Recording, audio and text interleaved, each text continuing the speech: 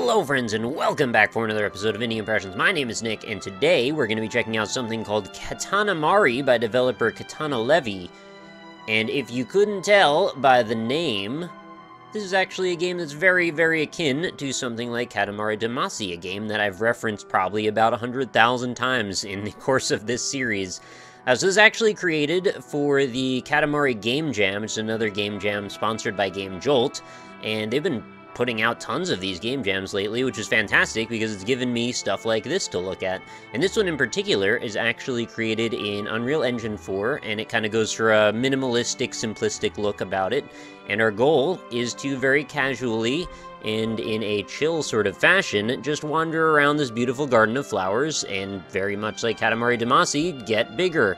So that's exactly what we're going to do, and we're going to talk about some of the differences here. So if you're not familiar, the main goal of Katamari Damacy is you start out with this ball of some sort of small size, and little by little you pick up larger and larger items until your ball grows very much like a snowball, and eventually you can pick up the largest items, and by the end of the whole game you actually end up rolling around a ball that usually picks up continents, all the land masses, in fact, of the entire world, and then eventually the world itself, and then usually the galaxy, and then sometimes the universe. I guess it kind of depends on a per-game basis. They all have sort of a different set of rules.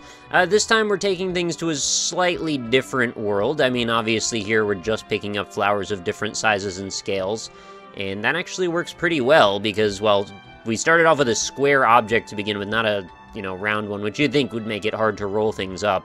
But the differentiation being, we're not dealing with a lot of objects, we're just dealing with mostly flowers here, well, exclusively flowers.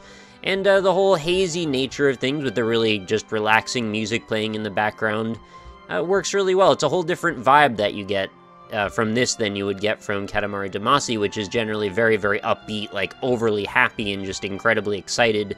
This is almost a little bit melancholy and maybe, temperamental from one way to another. I can't exactly put my finger on what this feels like, but, it's elegant, it's classy. And as you can see, my flower ball here seems to be getting a little bit bigger and more unwieldy. I mean, I can't actually control the thing fantastically anyway. But that leads me to my next point, is this ball does get a bit bigger. I'd say the one issue that this has, and this could be partially due to the fact that this engine is Unreal 4, or an Unreal Engine 4, there's probably some stuff that hasn't been totally sorted out with this yet, or maybe some optimization options that could still be dealt with, but the frame rate tends to dip quite a bit. The developer actually recommends that you have a decent rig to run this, and running fraps over top of it, well, it certainly doesn't do it any favors, and by the time you have this many flowers, things start to look a little bit choppy. Hopefully it won't get too bad, maybe we'll end the video before it gets terrible. But I think the way that they kind of compensate for that is, well, there's some distance fog that comes into play as you start to be able to see more draw distance all at once. And in general, just the problem is that the flowers don't simplify underneath as far as I can tell, and in Katamari that was kind of an important element. All of the creations and structures that you're picking up tend to be very low poly count, and then I believe as you stack over top of the prior ones that you've already picked up, they sort of just dissipate, they become less and less poly count. The models just sort of fade away, and eventually you're just not even dealing with them anymore. So in this case, I can kind of see into the ball, and it kind of looks a little bit to me like maybe all of the flowers that we'd picked up previously are still there. But, maybe that's something that the developer can still deal with in the future. This does say that it's still in development. I don't know if that's actually the case, or if this is just, the tag that you put on things when they're part of a game jam and it's not entirely finished. You might have seen at the very beginning of this whole thing that there was actually, a massive flower here. I'm not sure if I'm going to be able to even handle picking that flower up at any point, because I just don't know if I'll be able to hold out frame rate wise to get to that point, and that's a little frustrating and sad, because I really do like that feeling of, things doubling and doubling and exponentially growing as you get more and more of whatever object it is that you're trying to pick up. And also the art style tends to sort of fade away too, because the draw distance gets so small that you don't really have that classy blue look anymore. Everything's just sort of smoky. It's also not really dissipating the tiny flowers that are on the ground as far as I can tell either, which, isn't necessarily a bad thing. But in this case, since we need the frames pretty badly, I would probably just, evaporate all of the ones that are of such a small size that it really wouldn't have made much of a difference anyway. It does seem, though, like the larger the ball gets, the harder it is to move around, which I guess is a nice touch. Can I pick up a flower of this size yet? No, doesn't look like it.